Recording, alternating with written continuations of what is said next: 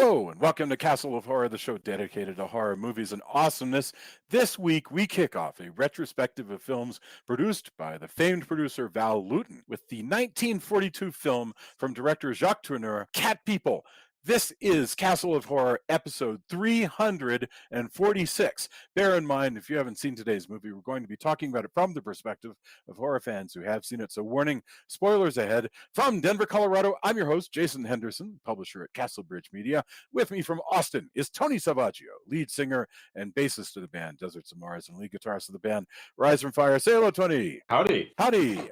Also in Austin, Mr. Drew Edwards is the writer-creator of the long-running underground comic Halloween Man. Currently published by Comixology, he is a Best Writer Ringo nominee, Austin Chronicle Best of Austin Award winner, and a member of the PEN America Fellowship. Say hello, Drew. Howdy. Howdy.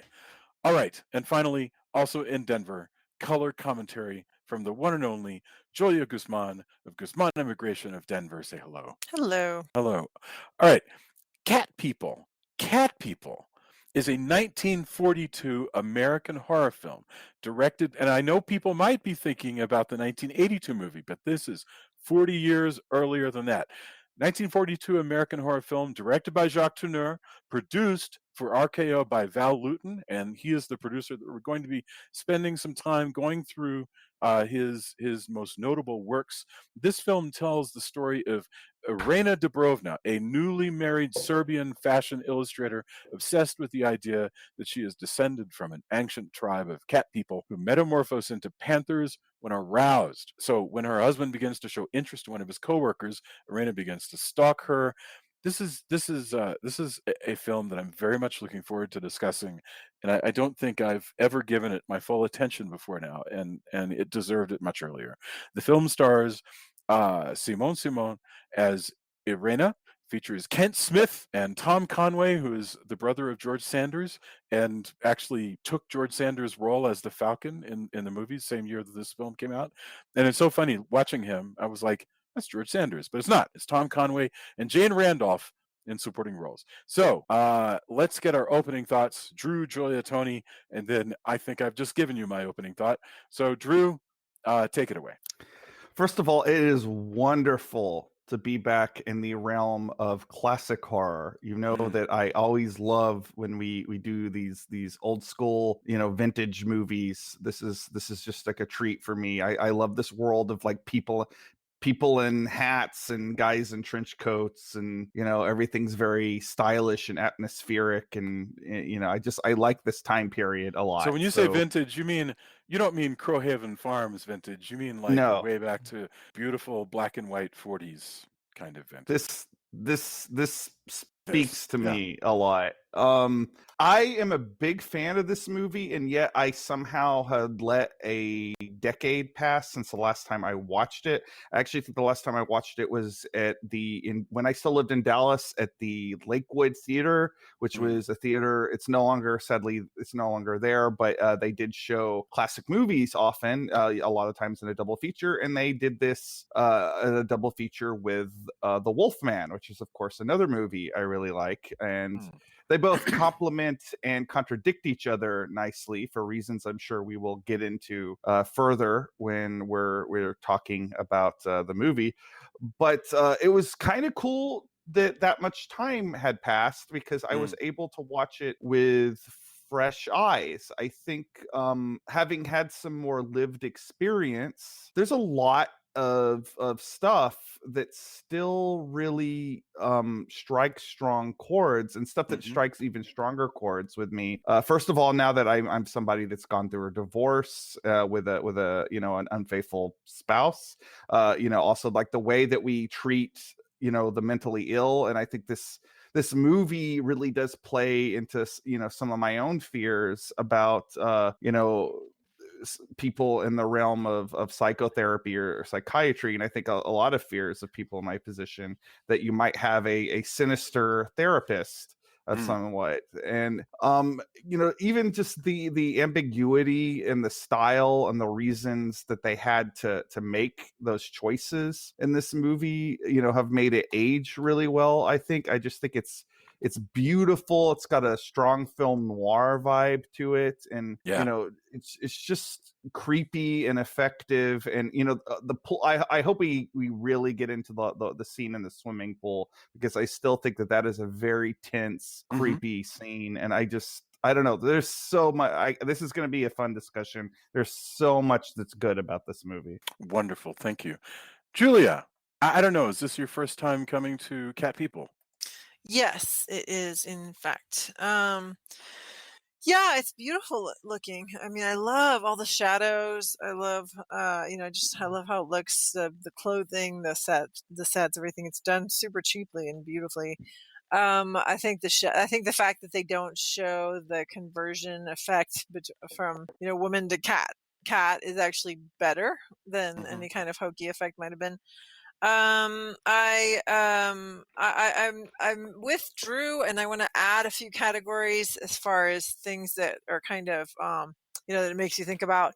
The fact is, yes, not just having a therapist or people who want to lock you up for whatever reason, but also if, as a woman, like they used to lock up women, institutionalize women, for all kinds of reasons, just for whatever they wanted. It's like this. There's this huge list that went around, made the rounds in social media, of reasons that 19th century insane asylums would lock up women, and it's like some true, some not true. I pulled up this notes here. I'll talk about it later.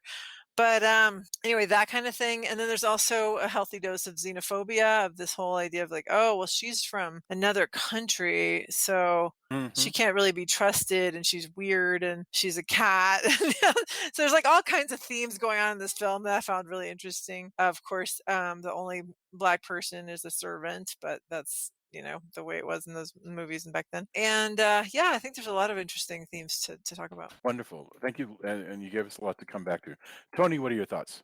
Yeah, it's a beautiful film. I had seen it sometime in the past year or so, but revisiting it kind of on my own was again like I saw some more things, and to add even more themes, because there's so many that I noticed this time around. Not only that, but the parts of a relationship, and again, talking about how horror can expose these things. The parts of a relationship of some of it is of a time, but some of it still rings true. Well, I have this attraction, but I can change this person, or they'll change, or we'll change together, or all this stuff Mhm. that is hard to build a relationship, whether your partner is a cat person or not, or you're the person who knows that you may or may not have problems. But all of the adult parts of being in an adult relationship, growing close together, and possibly growing apart, all of these things that whether you see it in your own relationship, or people that all of it's very complicated.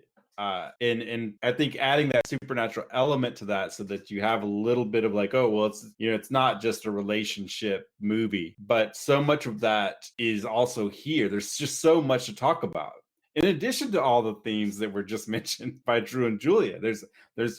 There's layers of script here, and subtext, Yeah. and how complicated things can be. This has a supernatural veneer, but you could do it without that, and it would be a different kind of relationship movie. I mean, I don't know if I would watch that exactly now, because I tend to watch those kind of real life things. Mhm. I like escapism has been a big part of my last year or two. What I look for in movies, Yeah. and every time I venture out of that, I kind of go, "Wow, I don't know if I want to watch this thing or that thing that was that heavy." But there's a lot to discuss, as well as just all of the cool supernatural stuff, and the it's wanting to kind of be universal, but it's not quite, and how all that fits together.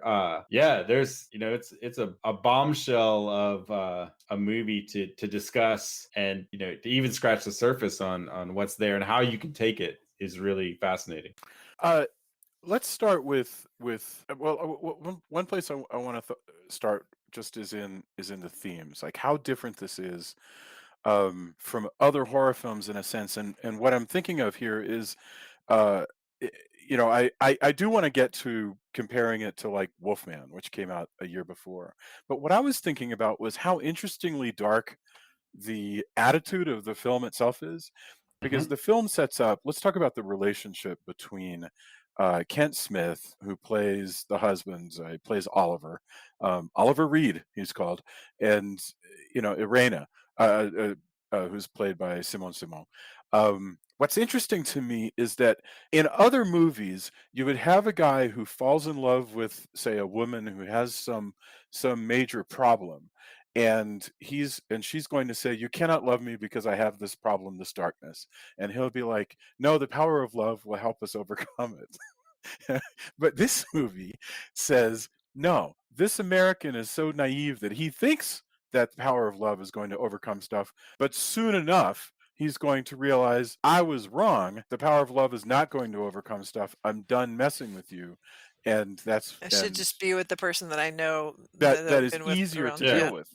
That's an And it's extremely dark message. well, it's also complicated because part of it is a kind of supernatural attraction. Yes. Yeah. There's that part, but in general, I think there's some movies who would just treat it as, oh, you have this darkness. No, I understand. We can get past this. But also, what we see here, even if you take the supernatural attraction out, is a Yeah. man who's convinced himself over and over, oh, we can make it. Oh, I'm so in love, and it is dark, but it's also kind of how some people's attitudes towards a relationship are. Yes. Well, Like, he's I can fascinating force because this, go and ahead. I'm that's sorry, John. not really. I mean, that kind of like, I can force this. I can. Yes. You want to believe it's in some ways it's optimistic, but in this case, and in the case of how it often works in reality, is this: I can fix it. I'm a guy. In this case, it can happen on both sides, right? Like, I Yeah. mean, we've seen so many times, like, oh, I can change him. Yes. When that's not really how that's gonna work. I've Well, I had mean, good friends it's for that, but for this though, it's this like, I'm this guy, because even kind of how he comes on at the beginning of the relationship, yeah. when he's kind of flirting and all of that, is this, hey, I'm this up street kind of guy, like, I've never, and in fact, he says, like, eventually he says, like, I've never been unhappy. Like, Yeah, I don't even wow, what's that understand like, unhappiness. guy? Like, yeah. What the hell? Like, I I'm so sorry. I have to say that. Go ahead, That's Julie. that's Yeah. like just acknowledging his privilege. He's like, oh, I've never had No, I anything got like you, that but happen. also, like, you're right. I mean, it's not meant as like a, oh, look, I'm just. It's also, he views it also as this kind of curse, like, wow, what's this feel like? Because he never had to deal with that, Right. And it's definitely the plus and minus, but just that, even early on, you see the way he's decided to approach this, and that's really interesting and tough, and it's very adult. Yeah. If you swap the genders, Mm-hmm. I feel like I sort of had this relationship. Yeah. Because, like, my ex-wife, who saw me through some very difficult points in my life, and admittedly had to put up with a lot because she was married to somebody with some pretty significant mental illnesses, and for the longest time was like, no, I will stay by your side, I'll do whatever, like, I will make this work. And and nothing that had happened to me, just like with Irena, nothing that happens to her, it wasn't anything I chose. And Right. I desperately wanted that relationship to work. And I think on some level, so did she. Mm-hmm. But then after a while, like it's like the frustration, maybe not quite as rapid, because this is a movie, it's only an hour and 12 minutes long, so everything is kind of compressed. Yes. But initially, what's like, even the fact that, like, they can't kiss, they can't have sex, they can't even have like a petty squabble. Yes. But he seems initially very patient with her, and then he just sort of is like, okay, I'm gonna start having this emotional affair with this woman Alice, because it's Yes. it's convenient for me, to the point where they're talking, where that Julia was talking about, where they're talking about having her locked up or committed, and Yeah. like, sort You of. don't even have to go that far. They are early on, and I liked how you put it, this emotional affair. He starts this relationship with this woman he's working with, and they're talking about a major no-no, by the way. He's talking about like his intimate problems with his wife, with this woman from work, and getting her advice on it. So and he's such a he admits later, I think when he sees that things are falling apart, he admits that he's so ill-equipped to deal with most anything that's complicated. He's so ignorant of what's wrong with all of that that he's like, oh yeah, I was talking to Alice and we think you should talk to this therapist. I was talking to Alice and we think that you should do this. And like, Well, yeah, go ahead. both him and Alice have incredibly naive ideas about what love is, because there's like one point where the Alice character saying, like, I'm paraphrasing, but she's like, love is basically when you're with this other person and you're always okay with them. And I'm like, that is so freaking immature. But the funny thing is, they are just like one another. That's the sort of, and this is what I love about the darkness of this story, is they are xenophobic in a sense. I mean, in a sense, when you think about it, he is a privileged American, never had no trauma. Everything's been fine. No village he ever was a part of got burned out by bad guys and everybody had to go live in the hills. Whatever the fuck trauma came in her childhood, he doesn't want to hear about it. It's not a problem. Everything's fine. And when she goes, oh, I have these dreams, and he's like, well, that's crazy. I have dreams.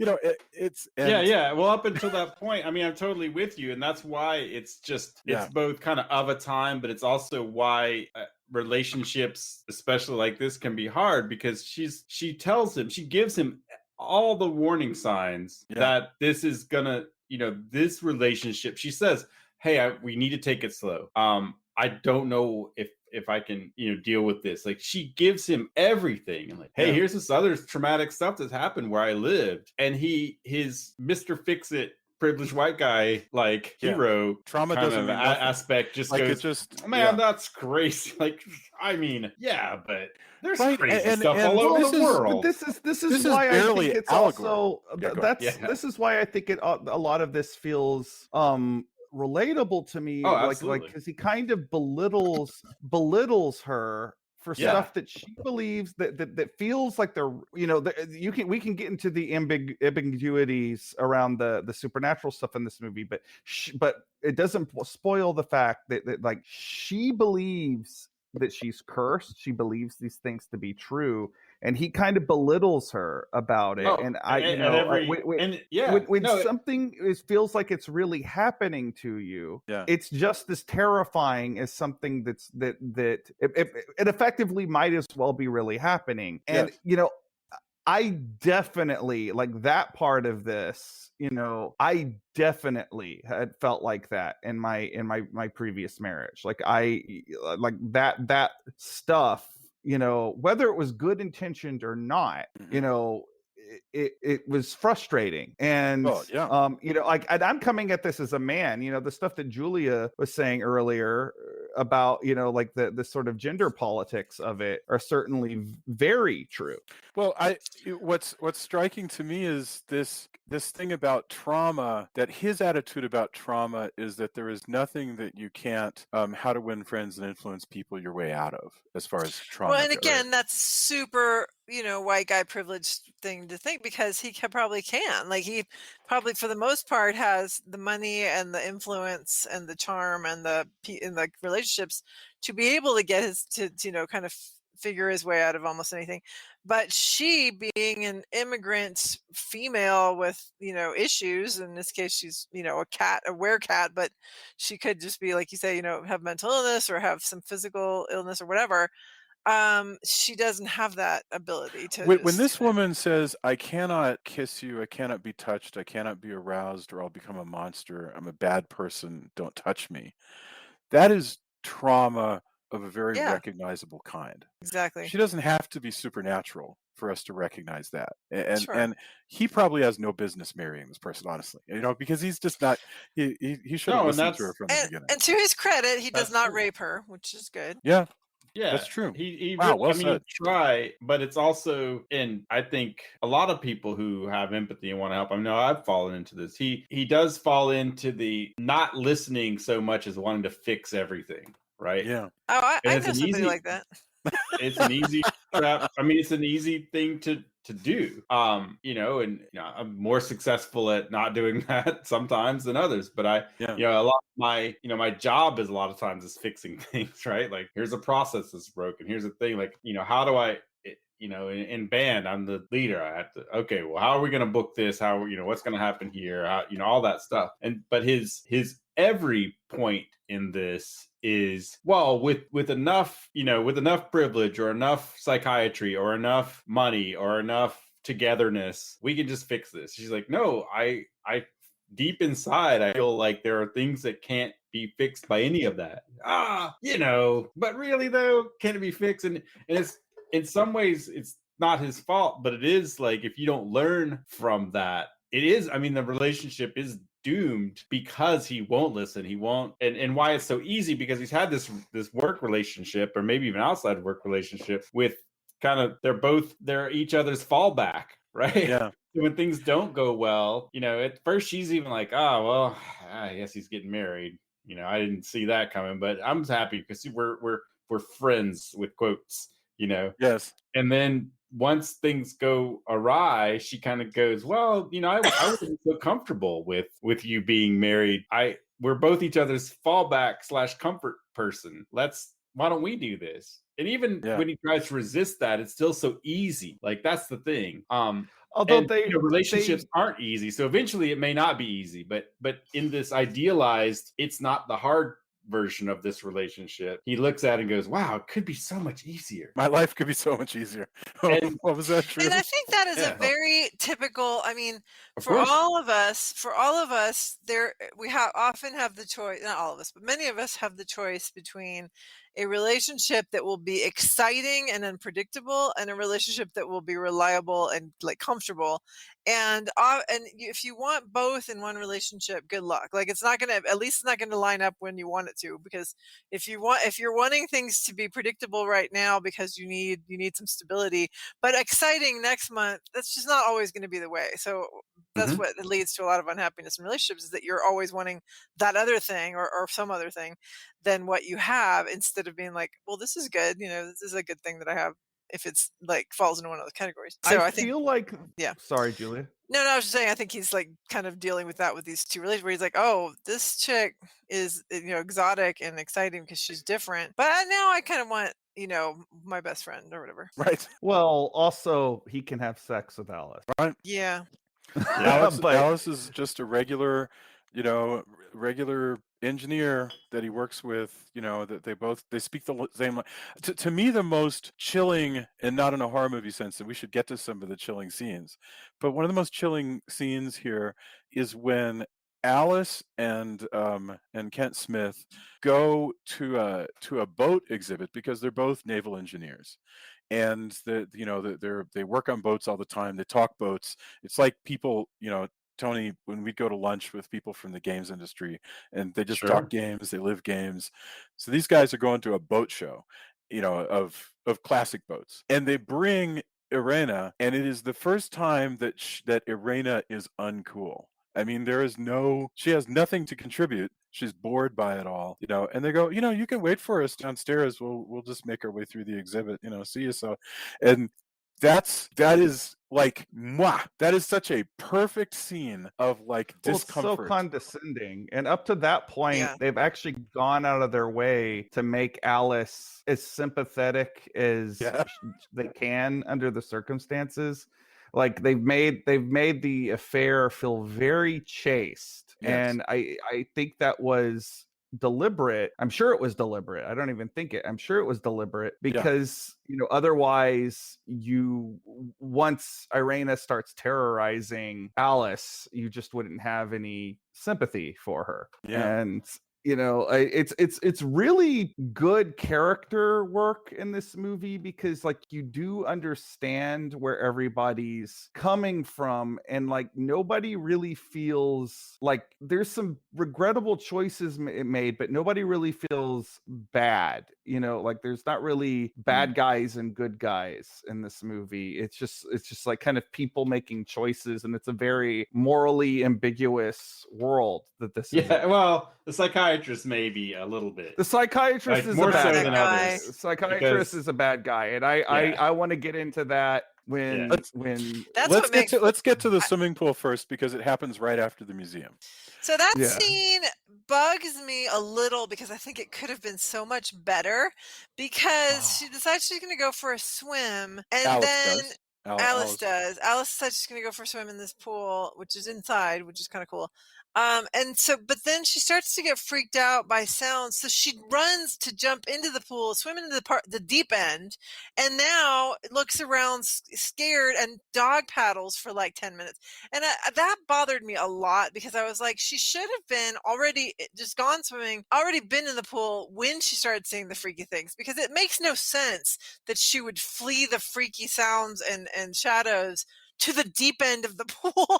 That just really, it's a little silly thing, but it really bugged me. Like seeing her dog I paddling. love that scene so much. I think it's Yeah. so creepy. I love the shadows. I love the sounds, but I didn't like that choice. I thought it was. I just a think weird like choice. the vulnerability of putting someone in a pool like with like And I'm the saying lights she should have off been like vulnerable already instead of just heading. I felt like it was a dumb choice for her to make to go into the pool when she's afraid, as opposed to like because she should have just already Okay, been there. so Julia, for you the pool scene doesn't work, but I just No, want the to point scene out works. that Just the setup was annoying.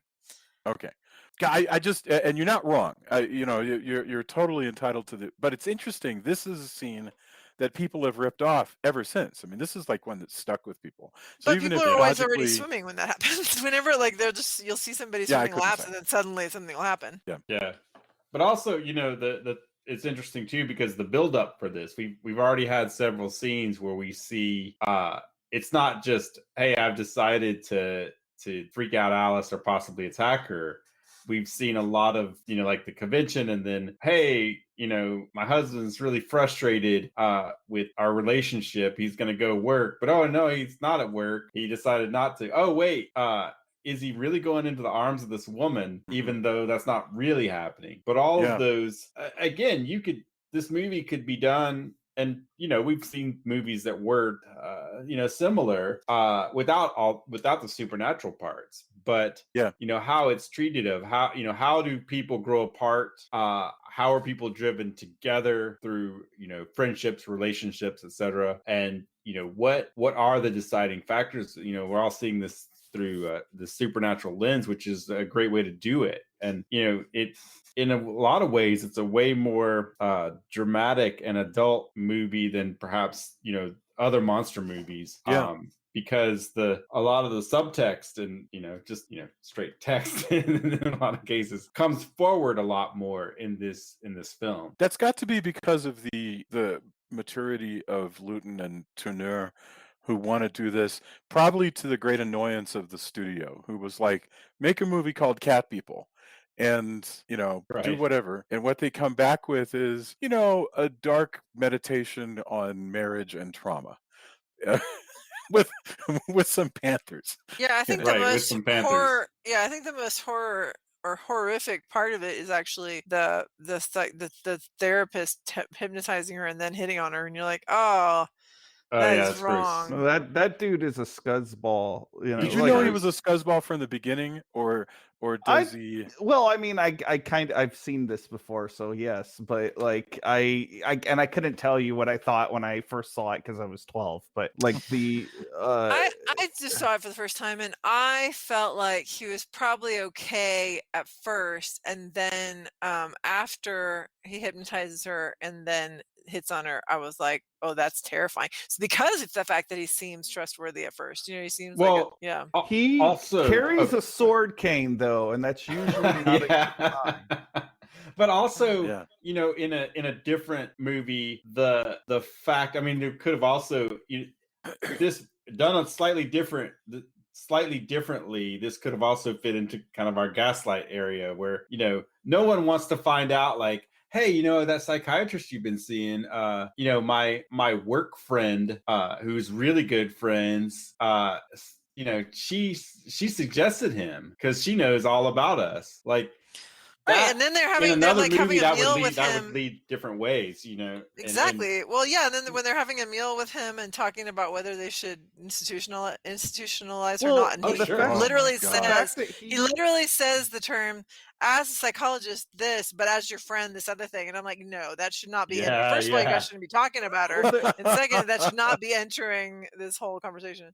I mean, there's so Crazy. many conflicts of interest with him, and like, you know, he's a walking trope. Like the sinister Mhm. psychiatrist thing is a trope, and I Yeah. would Yeah. like to take a moment to point out that in real life, yes, you should go to therapy, and psychiatrists are usually good people. Mhm. But within this movie, again, like most people in Irina's position, which is a position I found myself in, you have this worry that your psychiatrist is talking about you behind your back, or thinks of you as almost like an experiment to sort of like push your buttons, or something Or that they're like that. gonna lock you up for just because, Yeah, and And everybody who has been to therapy for any extent in time, I'm sure, has expressed those fears. And Mhm. again, this is a trope, we see over and over again, this evil psychiatrist trope, to a point to where, I think I feel kind of bad for people in the field, but it Right. does work very well in this movie, because you have somebody who really, like, all the supernatural stuff, like, he really he's there to kind of poke holes in it for Yes. everybody else, to the point where it's what is his undoing. Yes. He believes in psychiatry too much, and it's what does him in the end. But What I find I fascinating is that he's conspiring with them, like you guys were talking about. He's having drinks with them and saying, hey, do you guys want to get divorced, or do you want to like put your wife away? But that's gonna mean you can't get divorced. And the three are conspiring together against Irena. But Irena, here's what's weird. This is something that just blows my mind and makes me so impressed with this film, is just how dark this is. She's right to be paranoid about them. They are Absolutely. plotting against her, For but sure. it just so happens that she is a werecat. And so in the end, she's going to die, and our heroes are going to go off together holding one another. It is well, so So damn they strange. were right to fear the immigrant, apparently. Right. That's what I'm trying to figure out. yeah. If is Tourneur Yeah. winking at us, or is it a thing where it's like, deep I'm gonna exploit you guys, feeling like deep down you can't trust outsiders who don't talk like you. I don't know what's going on. Well, I But it's mean, there is interesting. always that sort of monsters in any shape or form are often metaphors for the other in our society, and I think this movie just kind of takes it to the next level. Like, I have a hard time whether or not saying that they were absolutely right to fear her, because like I kind of am rooting for her. Like, I Mhm. have my sympathy. She has my sympathies more than anybody else in this movie. Like, I as much as I kind of understand, her husband, and I understand Alice, like, and I'm empathetic to them, I don't really approve of how they're doing things or going about doing them. No, not And I at all. certainly have no sympathy for a psychiatrist who's going to try and, No. forcibly make out with his patient. Lord Almighty, no. Mm-mm.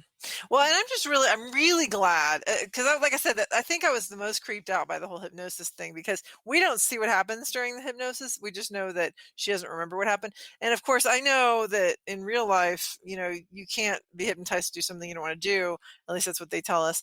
But when you see it in the movies, you're always worried that they're going to get hypnotized into doing something they don't want to do, or whatever, or like he's going to take advantage of her in some way. And so that was really, really, really creepy. But the other thing I was going to say, though, is that, yes, I agree that she's a sympathetic character, super sympathetic, even though she's a werecat, because she's not. She has an opportunity, like in that fake out when Alice is walking down the street by herself, and you really are sure she's about to be killed by Yeah. Irina as a cat, but instead there's just like this kind of, well, Irina's following her as a human, and then you got the cat shadows and some sounds, but then she just gets on the bus. Alice just gets on the bus and leaves. That was like, she really could have just killed her at that point, and I really thought that's where Yeah, that that's was right. going to go. And that's And instead it beautifully doesn't. Yeah. that's a beautiful piece of suspense as well. Mm-hmm. Yes. Yeah. And again, you could do this movie with it just being a mental exercise. Well, there's a whole channel that does this. I mean, that's what Lifetime movies are. Yeah, I exactly. interrupt you. I'm sorry. Exactly. But but going back to what Drew was saying, not only is that whole "Are you talking about me behind my back" kind of thing, in reality, it starts as we find out even before that. So she's justified, like, hey, wait, what do you mean the psychiatrist, like Alice said this? What does she know? Well, she's a good friend. Like, no, those are things that, cross the line in a relationship. But also, going back to the, what do we think about the immigrant or the outsider in this case? It goes back again, without the supernatural. She says, hey, she's an outsider with this trauma as well. She's an outsider to his really privileged, and that's part of the attraction at first too. Is like, wow, this person's really dark. But you can't, that happens a lot where somebody goes, oh, this person's dark and it's really, I've never experienced this part's really exciting. But that trauma, that deep-seated emotion and past, he's ill-equipped for that. Even though she tells him at the very beginning, this is where I am, I really feel like you need to think about this and we need to think about this. And so it's not just the fact, she didn't even have to be an immigrant, although that's part of what makes it, it adds to the kind of werewolf / vampire, were person, like, hey, in this village, because it becomes more exotic. And, a panther is an exotic animal as well. It kind of feeds into the whole thing. A great scene in the restaurant where the woman comes up to her and, speaks and she's, oh, what'd she say? She says, my sister. And everybody goes, oh, that woman looks like a cat. And it's so perfect in that it just builds so well, and everybody else is so clueless because they're like, hey, he's getting married, this is great. And Alice is building that up where she, it's cool, he's getting married. I'm gonna push these feelings way down and just be happy for him, even though she knows, like, if she had just admitted before, things might have been different as well. This is soap opera 101, by the way. Yeah. I mean, all that bury your feelings and then drama happens. That's like classic straight up soap opera crap. And I'm, which in a way, I feel like you could learn so much from this. You don't have to do this story. But the point is, somebody goes, hey, do me a horror movie. You could do worse than to do me an emotional movie and have elements of horror in it. Probably. Well, the way the we talked about this a little bit before we started recording, but the way that these Val Lewton movies really came into being is interesting. And I know we talked a little bit about this when we did I Walk with the Zombie, but that was quite a bit ago now. Basically RKO, he went to Lewton and he said, we can give you this. We want to make, Universal is doing really well with these horror movies. We want to do that, but at like half the price. Here's how much money you have. Here are titles. Make these movies. And, and he went off and made them. And because he didn't have, a Jack Pierce or anybody even close to that, who is Universal's genius makeup man who created all these iconic monsters, he had to take these like psychological approaches to it. And, I think because, we did Return of the Vampire, which was, a low budget attempt to do a Dracula movie, basically. And that's a fun movie, but it's very clear that they didn't put like Universal level money into that movie. And there's some stuff about it that's hokey because of that. I think this movie has absolutely aged really well because they didn't try to beat Universal at their own game. They did their own thing. Yeah. Although one thing I would say this movie has in common with Return of the Vampire, we talked about when we saw that movie, that what was cool about Return of the Vampire is it was making daring choices that we felt like other movies of the period weren't making, such as the scientific leader character who's in Return of the Vampire and is her career progresses from the war until later and so on. We felt like they were able to make more daring choices because they were lower budget pictures. And I think that's true here. It just so happens they went in totally different directions. That one's a potboiler with a werewolf and a vampire and stuff. And this one, they decide, let's kind of make it a little heady and a little symbolic and stuff like that.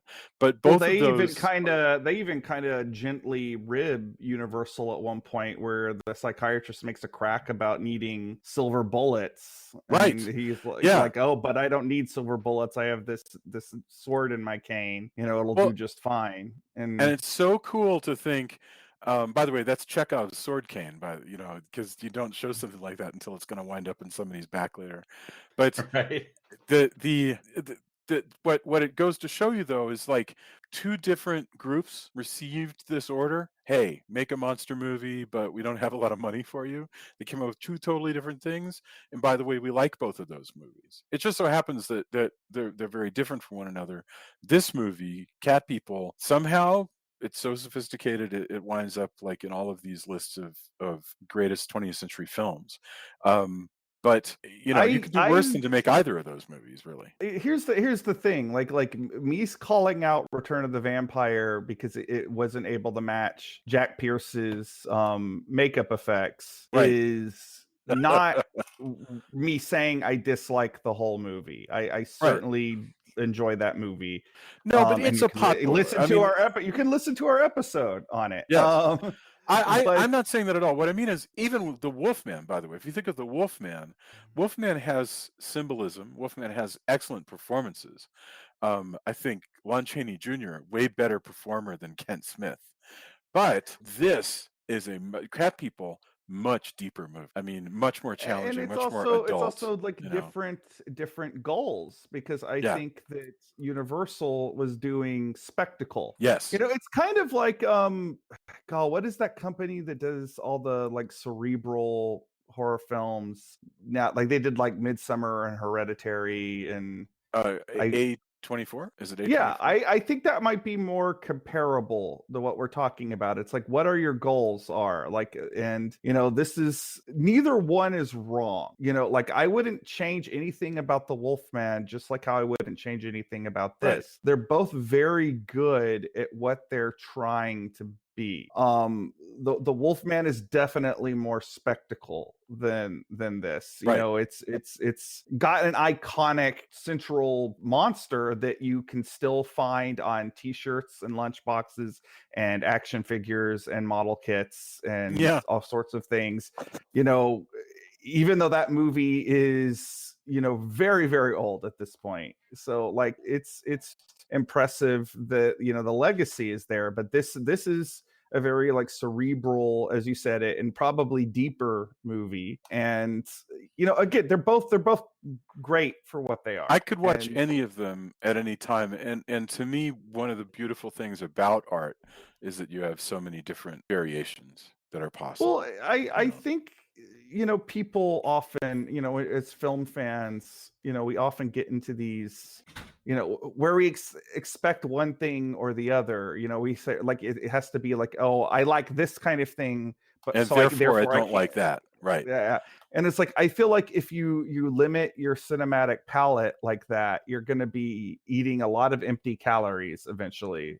Sure. Because I like the fact that the Wolfman exists. I like the fact that this exists. I like the fact that Texas Chainsaw Massacre exists. That's like worlds away from this. And I like, hokey full moon schlocky movies from the 90s that I've just been watching a lot of. And it's good to watch all of them. And I think you can take different things out of all of them. And it's good to be well-rounded in what you're enjoying. Absolutely. Even within the spectrum of the horror genre, because horror is a lot of different things. And actually, Tony, I think you were going to say something. What oh no, sorry. You can. I already said my piece. You can cut this out. Like no. I already said my piece. We pass notes to one another, so it's fine. There's no need to cut. Gosh, I mean, it's funny. I hang out on Twitter, and you've got horror fans, and it is weird when you find horror fans who are snooty about one thing or another, like, who are like, oh, I only watch good slashers. I don't watch rip-offs of slashers, or I would never watch something in black and white, or I only watch something in black and white. Or if you're at the level that we're dealing with in this conversation, I only watch, more expensive movies from black and white, and not lower budget movies in The black and only white. one that just drives me out, like, look, I have my own. I mean, I've already said, hey, there's some movies I don't watch. There's Yeah. movies I don't watch as much now because they're so real. Your own emotional that I don't. safety, Tony, is probably Yeah, the only thing that you owe to anybody, and it's but to yourself. But but go ahead. that Yes. but the only thing that really bugs me is somebody going, well, yeah, but I don't really watch, like, if those movies are horror, and I prefer, like, this, like, I'm too good for horror to call it horror kind of attitude. Oh yeah. That can take a hike. Yes. That's me personally. Like, just say you enjoy it or not. There's, like, It's we're not in high school. You that's don't so have to be weird. this pretentious anymore. It's okay to like or dislike anything you want. Like whatever you want. But when I'm confronted with this, like, I'm too good to like a thing. Like, if you like pop music, just like some pop music. It's not. Yeah. Who cares? Who cares? Anybody who does care, you shouldn't care about whether they care. No, you're absolutely right. Like, Yeah. like the build up to that, like, it's not. I don't know who you're supposed to impress, and I'm sorry if you have to impress somebody who you have to be like, well, I don't really like horror. I don't really like pop or sitcoms. Am I right? Like, I get it. Like, I get it. Maybe I'm too, I don't know. And then, that same person may think I like everything. I've been accused of liking too many things or being me too too. populist. Yeah. Oh man, that's terrible to enjoy things. Why do you make somebody feel bad for enjoying things? Again, I go back to, if you're enjoying or paying money to somebody who's really hurting people, I don't think that's cool. Yeah. And sometimes that doesn't come out later, whatever. But just, it's a thing. This whole idea of I can't like what everybody else is liking, or am I wrong, especially, and Tony? even in, like, it's crazier to me in horror too, because horror is niche. It's a genre, so you're cutting that down. Sometimes people need to parse that, but I don't know. For me personally, I just that thing where people have to be cagey about it, or if somebody makes a horror film, but then they're like, well, I didn't really make horror. It's this or that. Like, who are you going to? Or, like, I've seen, band, like, we're not really metal. Well, who's buying your albums? Metalheads. Well, I don't like metalheads. Like, well, they bought your albums, doofus. Like, sorry that you don't, you made your money off of people you hate. Sometimes that happens too. Like, I've seen some fandoms that ruin things that I probably would have gotten into. I'm like, ooh, man, I don't know. I guess I'll watch that, but I'm gonna stay well away from the discourse about this thing. Well, that actually, boy, that happens to me a lot, where I have to just keep my enjoyment of something to myself because I don't want to wade into what has become a toxic conversation on Twitter. And what strikes me is everything you were just talking about is fundamentally immature. Somebody who gives a shit, like, whether other people find out that they enjoy something, that's like, what are you, 9? I mean, that eventually maybe this is just my age showing, but I just don't give a crap anymore. I really that to don't. me was one of the most freeing things, and it's cut me. I mean, to be honest, it's kind of cut me out of some, cliques. But again, I didn't want to be part of this. Like, I mean, I guess the bottom line is I'm never cool. I'm never cool in the way that people think of. I think, like, if there's a extraordinarily cool thing, like, it's labeled as cool, I'm not that. I don't know. I don't know, but I want to change the subject real quick because I want to hit on something before we wrap, and that is, I was just screening this movie, and it's a scene, setting aside that Tom Conway, the psychiatrist, is a stone cold sexual predator.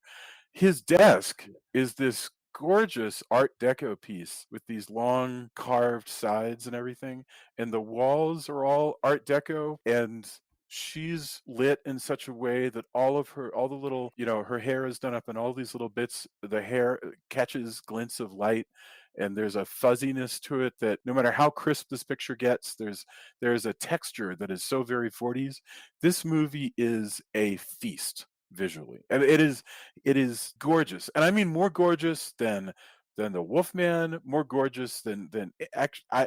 You get into the fantasy realm of Dracula, which is 10 years earlier, but this movie, boy, does this movie look like the 40s, and it's gorgeous. I just Oh, Well, it's I beautiful. think that you just hit on something. The Universal movies don't look like even though the ones from they're from the 30s and 40s, obviously, but like they're set in that sort of weird nebulous the universal Universal world. backlot time period, where Yeah. this is firmly set in its contemporary Yeah. time period, so you get to see all the like hairstyles and Well, everything. And that's also what floats more into the noir. Yeah.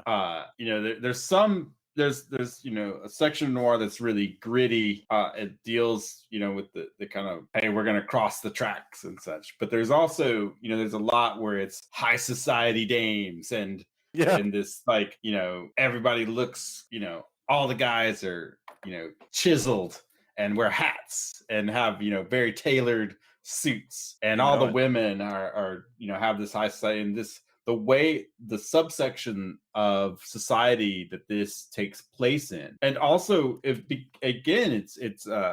brings that part of the others, wherever, not only it's just that conference, but there's a woman who's made her way as an illustrator. Yes. Not easy to do, not during the 40s. Also not easy to do if you're an immigrant in the 40s and a woman doing all this stuff.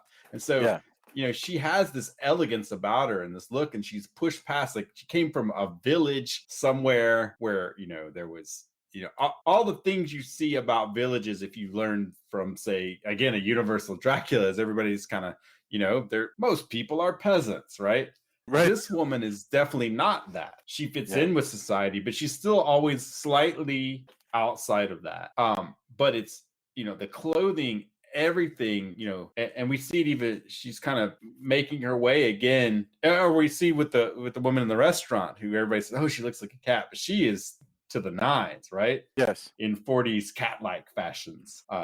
Just the costuming alone, but it fits again with that noir feeling when you get to the high society era, areas of that genre, and it's done so well. When people talk about an obsession with 1940s movies and what they look like, and back in the 70s, this was a big deal for some reason. There was this like big 40s nostalgia thing going on, so people would like do it in sketches and things. This movie is that. This movie is what people are thinking of when they're thinking of the glamour of the 40s. It is unbelievable. Well, I love looking at this universe. Like, the psychiatrist is as much of as he's a slime ball. I love all of his suits and everything. Like, it's very sharp, and all of it. Yeah. The Kent speaking Smith of looks the great.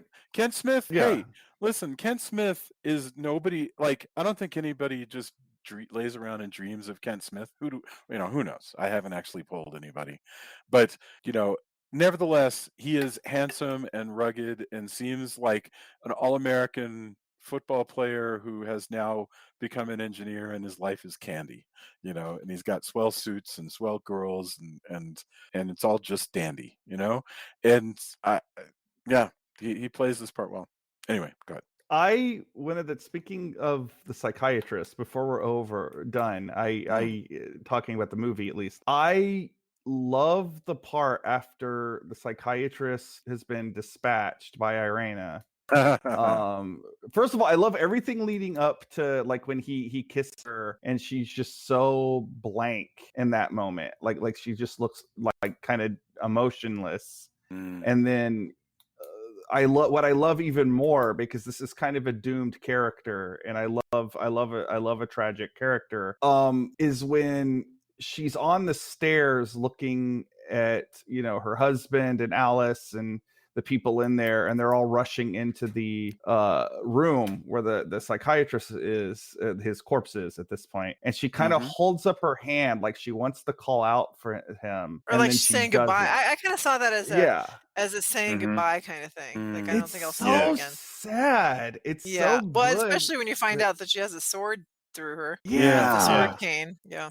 And also just so well played, you know, this what you're talking about, where her blankness in that kiss is the realization that this sets into motion a thing that it has to happen. Yeah. You know, even if it was just emotional, even if it had nothing to do with supernatural, the way that she knows life and the world is, that sets into motion terrible things. And her trauma that leads to the that blankness, and it's just yeah, it's awful. It's awful to see somebody who has been traumatized further traumatized and go blank in that way, you know, and it's just deeply disturbing. I mean, you know, it's and heavy. yeah, it really is. And you know, you didn't have to go this way. I'm sure. I'm just trying to imagine Tourneur coming back to the studio and going, you know what I'm thinking? Let's make people super duper uncomfortable with a lot of like infidelity and sexual trauma and This bad doctors movie, and, you know. honestly, like the setup of this movie is super psychosexual, because like the whole thing that really triggers, you know, they never outright say it, but you know, a lot of what triggers her transformation outside of, you know, anger is lust. Yes. And that's you know, that's part of why it's cat people and not, you know, hamster people or chihuahua people, or, you know, they're the sexuality of the cat that, you know, we often see this, and you know, all of that plays into it. Why do you suppose the cats are afraid of her? That was a weird choice. Because I don't know. she's a monster. Yeah. Like the animals, and it's not just cats, it's animals in general. The bird that she tries to catch, where she plays with it like a cat, which is an amazing scene as well. That makes more sense. Freaks out. That makes more sense that other animals might be freaked out by her, but I would think that cats would be like, "Oh, one of us, cool." Oh, you're an awesome No, I cat. mean, like cats in general, cats don't necessarily even like each other. Other cats, that's true. Yeah, I mean, it depends. You know, we've had cats that got along and cats that don't, but you know, the way cats respond, I mean, you're right that there's not the same kinship that perhaps like even dogs and wolves might have. Well, there's a line as actually you've seen, where somebody says that, I think it's the pet shop owner says cats know when there's something wrong with somebody. This is the second werecat kind of thing that I've watched recently, because I recently rewatched Sleepwalkers, which is also a movie that's very different from this, but also very psychosexual. It's like you can't do a werecat story without like some freaky sex stuff coming in. But they're also like the real cats don't like the werecats. And that is, you know, I kind of had Julia's reaction to that. I was like, well, why would that? Although here's the thing, like if you put an alley cat in a cage with a lion, I don't know that alley cat would especially be okay with that, because that's still a big predatory animal. Yeah, good point. I mean, right now, I mean, case in point though, we have a new cat. She's like a little over a year old, and our other cat, who's older, just had to have surgery, has a cone. She does not. They already don't get along super well because he's older, and they tolerate each other, but they don't, you know, they're not buddies. But whatever, him with a cone, instantly like her tail's fluffy. She's like, "What the hell are you?" They've been living together quite a while now, and so like even that is just like, what? No, this is not right. Like whatever's going on your way, she is not having that. So I can only imagine if he was a werecat, how that would go. But that's just, you know, that's just how it is. Like something's not right here, man. I do not like this. Like we just saw that the other day. Just tails fluffed out. She's like, I don't know what's going on here, but this is freaking me out. With werewolves, they tend to have it. Dogs do not like werewolves, but wolves seem to be perfectly fine with them. Right. Usually. Yeah. So it's not quite 100% this trope, but again, I think I go back to my statement. Like, I don't know that a house cat and a panther would necessarily be groovy with each other. Let me ask you a question before we wrap videos up. that had something like that, but in general, no, that's just not. Right. Yeah, it's a threat, right? In which case, this also cats, other than, you know, maybe a familiar, cats in general are portrayed as like they know what weird supernatural things are afoot and react poorly to that, or will tell their owners or hiss. I mean, it's why we have Cat's Eye. Why we like Cat's Eye That's is right. prime Cat's example, Eye. right? Like the cat's freaking out and they think it's the cat, but it's actually like, hey, cat's trying to protect you from crazy stabby dwarf patrol. Oh God. All right, let me ask this question. Stabby dwarf, I love that. He's a troll, really, and They, I'm just remembering. Yeah, no, he was wonderful, and he stabs. Does he stab the dog so that there's a little bit of blood? I'm just trying to remember. I remember the little knife there's a gets whole left thing. behind. Yeah. Anyway, what I wanted to ask was, this movie does make the choice of making it clear that she really does turn into a cat. They could have made the choice where you're never quite sure, where it's you never see anything but a shadow, and it could all be her imagination. But they go out of their way to make it clear, no, she really does turn into a cat. And again, Well, I with can't the tragedy. think of I can't think of any other way she would have been able to overpower the fairly tall man with a sword, no matter how demented she might be. I mean, in theory, though, they could have never showed the cat. I'm not saying that they were wrong to make the choice they made. I'm just saying that it would have been interesting if they had chosen to just leave it out. And that's just like the remake. They have American Werewolf in London style transformation scenes, and every time I've watched that, I've always just kind of imagined Val Lewton kind of turning over in his grave. But remember Lewton, like in the day of the what is it? What's it called? Night of the Demon? Curse of the Demon. That's anyway, Jaques Tourneur, you mean? I'm sorry. Yes, Jaques Tourneur, director here, director of that. In both cases, at the end, he's like, lest you're wondering, it really is a monster. And so in that case, he shows you the giant monster who bats the guy around and finally throws him down on the tracks. And it's fun in a sense, because he's been playing games all up until that end, and then you get to see the monster. Same thing here. Playing games, and now you see that it really, for sure, she's a cat. Now, what I'm curious about, as we've been going through this and talking about the kind of multiple levels of this movie, is I'm wondering how many people thought they were going to see a Universal monster movie and saw this and went, wait, you got your relationship stuff and this psychosexual stuff. Like, I came to see a Universal monster movie. Like, how much of the crowd? Where's my cat people? For one thing? Right. Yeah. Exactly. Yeah. And I think that kind of subversion is cool, and I think it works really well here. But I wonder how many people left the theater going, "That's no Wolfman," Well, this movie did okay. I mean, they did a sequel, so I guess and that's different. But that's different. Like, your box office and interest is different from. There's an answer. If you come to your in question. wanting to the see this, one great. movie, and then you come out like, what was that? I'm just curious. No, for sure. I'll do a little more research on the reviews for next week. We should get our final thoughts and then prepare for. We'll be back with Curse of Cat People, which is the next one, which is a real direct sequel to this movie next week. I cannot wait to see what the heck they're gonna do. So have you never seen it before? No, I've never seen Curse of the Cat People. Oh, this is gonna be good. Excellent. All right. Drew, you're already talking, so take it home. Drew, Julia, Tony, and then I'll go. What are your final thoughts, Drew? Great movie, great discussion. I'm looking forward to continuing this topic next week. This is going to be a fun set of vintage horror films from Hollywood's golden age, which I think is, again, very firmly in my wheelhouse. Like, these movies make me happy. I glad that we all kind of dug it. I always wonder, I guess I should stop after all these episodes. Anytime we're doing these older movies, I always worry that one of y'all is going to be like, that sucked, and that's never happened. So at this point, I should stop worrying about that.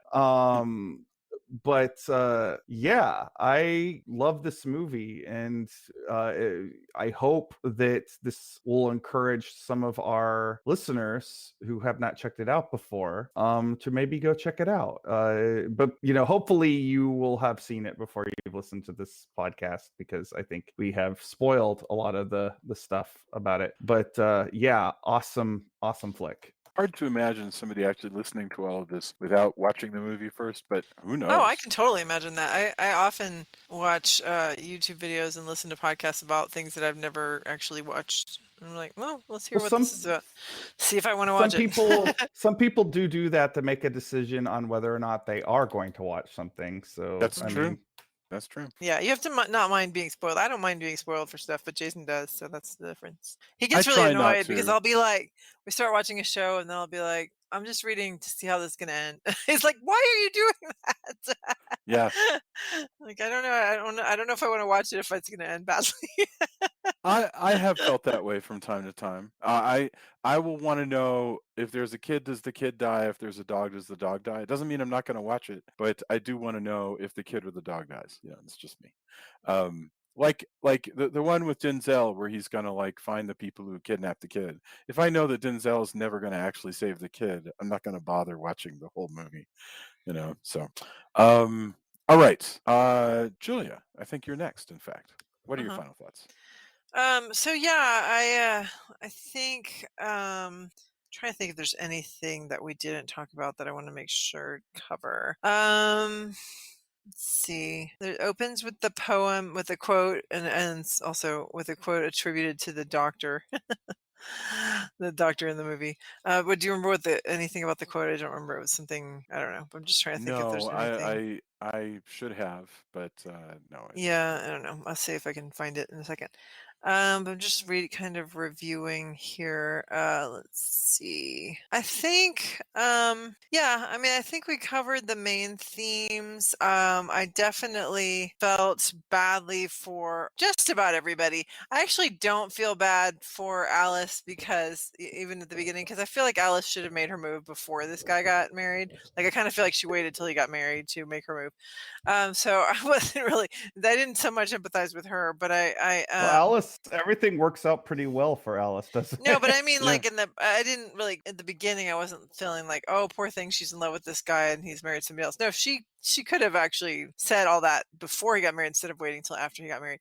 But for the guy, he does try to be a good guy and be patient and everything, and then he's just not able to get, basically, they're not able to work past the issues that she has in a way that's going to work for the marriage. But he shouldn't have then just decided, oh, I'm gonna leave it for somebody else. I don't know. It's a tough situation, because the fact is, it was just so hard to end a marriage back then, and even harder before that. That you were kind of I think it's probably very common, actually, for people to stay married and then have their piece on the side or whatever, because they had a spouse who, for whatever reason, either wasn't being intimate with them, or was abusive, or whatever the situation was, and they couldn't just leave. So all of this, I'm kind of thinking out loud, but all of this is very interesting as far as that goes. I was going to mention the list about or I was going to talk a little bit more about the list of reasons that women supposedly were locked up, and it's a list that went around. And it wasn't necessarily true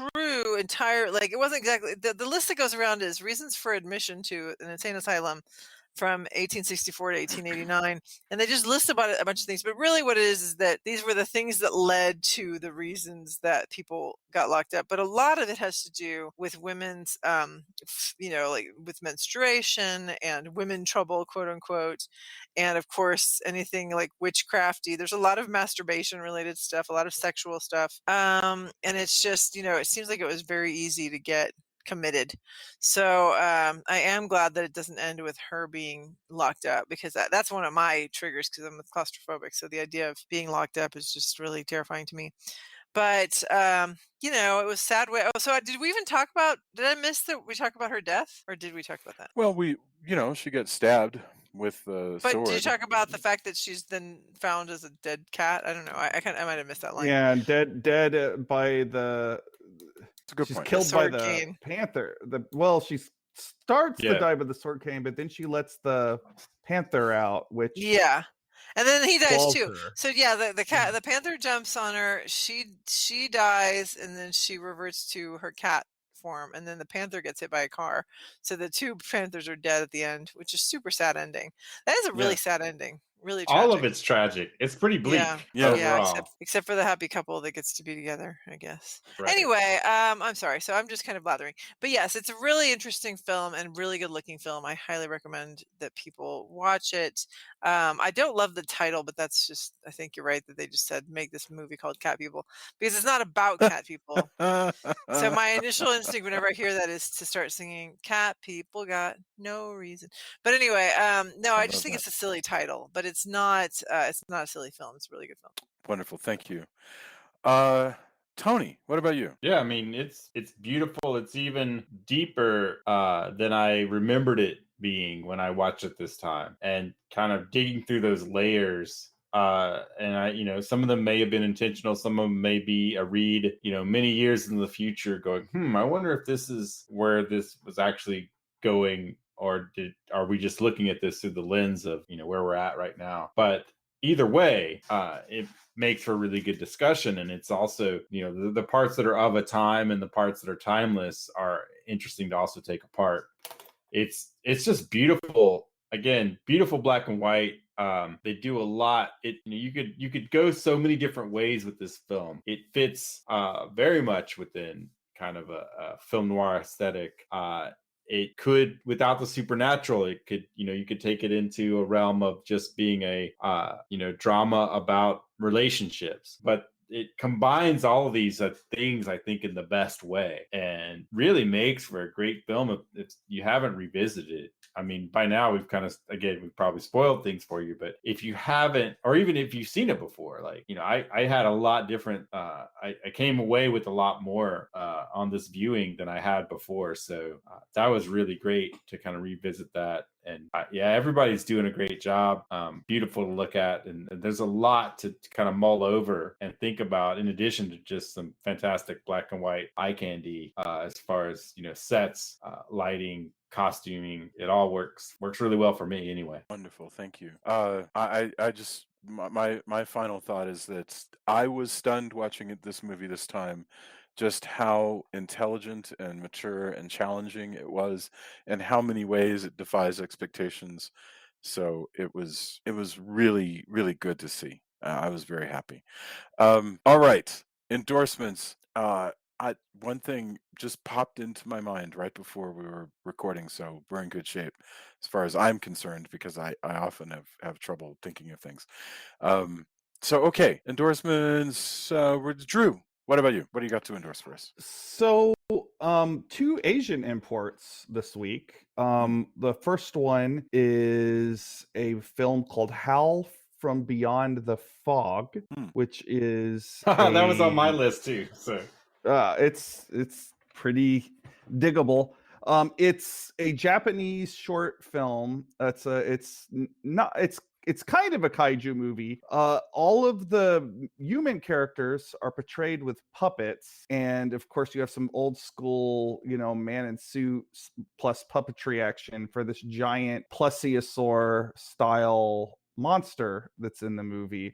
It's based on the same short story that The Beast from 20,000 Fathoms is based on, but it's very loosely based on it, and it's just super kind of artsy and trippy. Like, I don't know that it would be for everybody, but it's only about 30 minutes long, so I would say, hey, give it a chance if you're into the monsters, because I think it'll tickle that fancy pretty well. And if you don't like it, you're not out much time. The other thing that I've just become really obsessed with, and I've just inhaled it, is a show on Netflix called Kingdom, which is set in feudal Korea. It's a Korean show, and it's often called the Korean answer to The Walking Dead, but I You feel said like that almost Kingdom. does Once again, the just that was the title, right? Kingdom, Kingdom. just Okay. Kingdom. Yeah.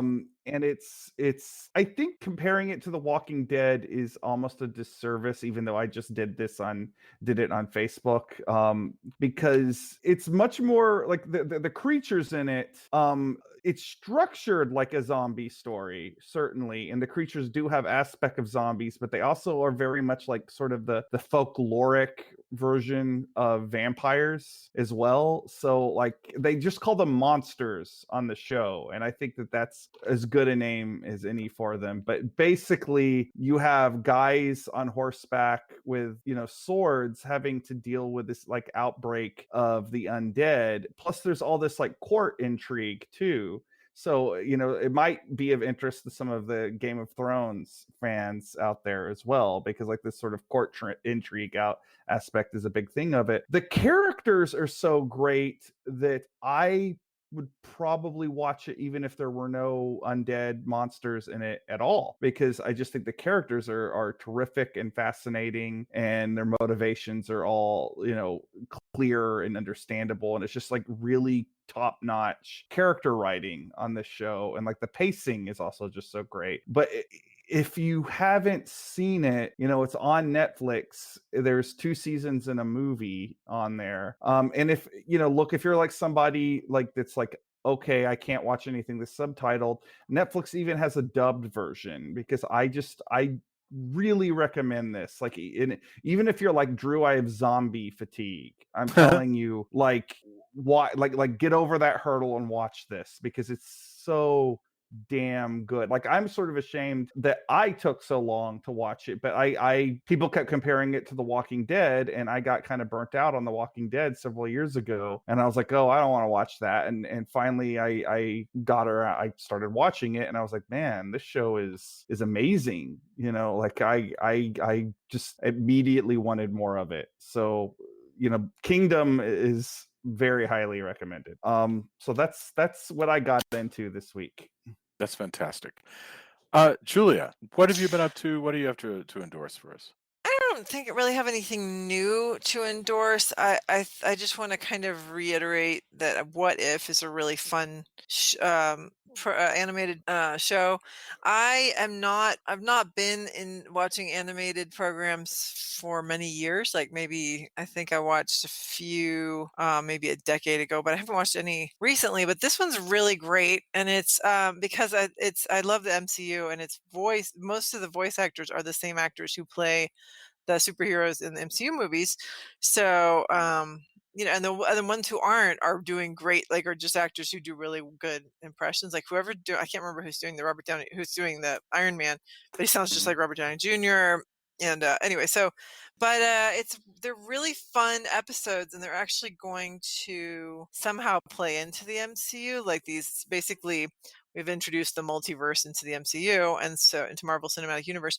And so What If is like, well, so this is a possible parallel universe where this thing happened, and so this superhero didn't end up. So, you know, like, Steve Rogers ended up being an early version of Iron Man and he never becomes Captain America, and instead, yeah, etc. It's like all these wonderful little things that could happen. It's just a really fun show. So if you have Disney Plus, I definitely recommend getting into What If. That's really cool. I second that one, and I would say, when I was a kid, never in a million years did I think we would get an adaptation of What If in any form. So like, Mhm. I am kind of flabbergasted that this show exists. It is flabbergasting. It really is. You know, when you think about it, you know, I was thinking about the fact that you can't have a What If comic book to begin with unless you've got enough water under the bridge and enough people reading the comics that they even get the gist of the story, right? And then the idea that we now live in a universe where all of this shit in these movies is so familiar to everybody that you can do a What If cartoon that just changes up stuff that happened in movies that happened over the last 10 years, and everybody gets it to the point that it's a famous show. Yeah. That, I can't believe this is the world we're living in. That's remarkable. That that's amazing. So I mean, you're right, because what if for a long time, what if was, some pretty deeply nerdy stuff. You Right. kind of needed to know the history of a lot of comics to, not to say that you couldn't get into it, and they did try to make them one-offs, but to really get why, oh ho ho, that is a twist. Yeah. You had to know that those characters and those situations, why that was a big deal or why that was an in joke or all of that. And the fact that we have enough movies that, I'm guessing, Julia, you weren't reading Marvel Comics No. as a teenager, probably. I did not. That you're enjoying this in a way. The line from Friends, not true for me necessarily, but the line from Friends comes to mind. I had sex in high school. Right. Ouch. No, sure. I mean, I'm but just the kidding. fact that you really enjoy this because we live in a world that you get it, as opposed to when we were growing up, where let's face it, you kind of had to know that, you kind of had to be reading comics to really get into it, and that is cool that you don't have also to. The animation is beautiful. Oh, it's beautiful. I wasn't sure about it when they first released the trailers because I don't tend to like photorealistic animation, but I was sold by the end of that first episode. It's gorgeous. Well, the way it's stylized, I'm lucky also we live in a world where we have the Spider-Verse movie. And I mean, I'll be honest, I've spent the past, when I was at Rooster Teeth, I've spent the past years helping make animated shows. I was making them go as a tech person and, helping to create the, I wasn't doing look dev, but I was part of the technology that went into that. And, being an animator myself for years in the video game industry, I know what goes into this. And it is freaking gorgeous. They really knocked it out of the park. There's so many, again, being geeky about this, there's so many nods, like artistic nods to that you notice if you are into that. And it's beautiful because you don't have to, like, you can enjoy the animation. It's great. If you're deep into it, the look that they've achieved and the care that they've taken with certain parts of it is above and beyond what they had to do, because there's all manner of animation, but the care that they've taken in this series, as a animator, as a fan of animation, as a person who, helped develop 3D animation along with the animators and people, everybody else who was a lighting department, etc.